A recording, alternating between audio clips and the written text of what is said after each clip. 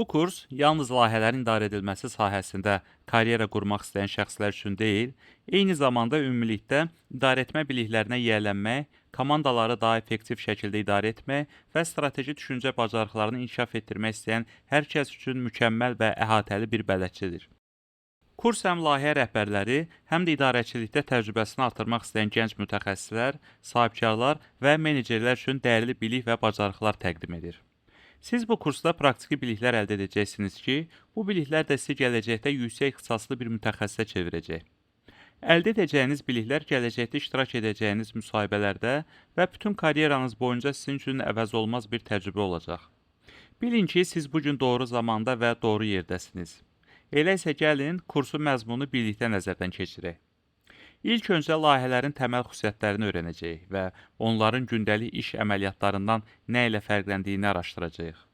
Daha sonra zamanda qısa bir səyahət edəcək və layihələrin və layihə idarəçiliyinin əsrlərə dayanan tarixini birgə araşdıracağıq.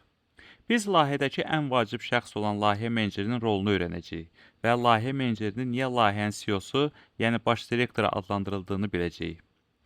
Layihə meneceri diqqətini daha çox nələrə cəmləməli və hansı bacarıqlarını inkişaf etdirməlidir? Kursun bu hissəsi olduqca önəmlidir. Çünki bu hissə layihələrin mahiyyəti və məqsədi ilə bağlı bütün əsas anlayışları və nəzəriyyələri özündə ihtiva edir. Əsas bilikləri əldə etdikdən sonra biz layihənin həyat dövrünü nəzərdən keçirməyə davam edəcəyik. Yəni, layihənin başlanğıcdan tamamlanacağı son günədək olan bütün dövrü. Layihənin həyat dövrünün hər bir mərhələsini detallı şəkildə araşdırarkən, xüsusi hazırlanmış bir layihə nümunəsini sizlərə təqdim edəcək və həmin layihəni bütün həyat dövrü boyunca analiz edəcəyik. Detallı şəkildə araşdıracağımız mərhələlər bunlardır.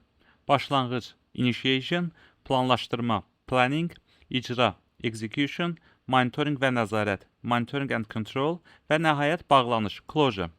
Başlanğıc mərhələsində layihənin təməli qurulur. Layihə ideyası analiz edilir və sonra təsdiqlənir. Planlaşdırma mərhələsi bizə verilmiş vaxt və büdcə çərçivəsində layihənin məqsədinə uğurla nail olmaq üçün hər bir detalı diqqətli planlaşdırma imkan yaradır.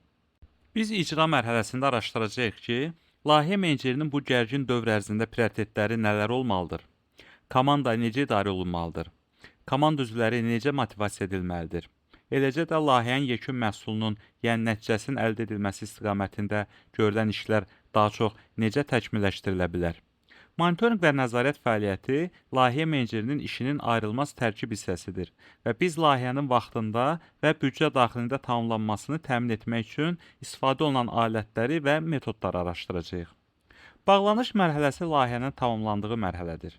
Biz bu mərhələnin əhəmiyyətini müzakirə edəcəyik və layihəni peşəkar və effektiv şəkildə necə başa çatdırmağı öyrənəcəyik. Kursun son hissəsində isə biz Agile, yəni çevik layihə idarəçiliyi dünyasına daxil olacağıq.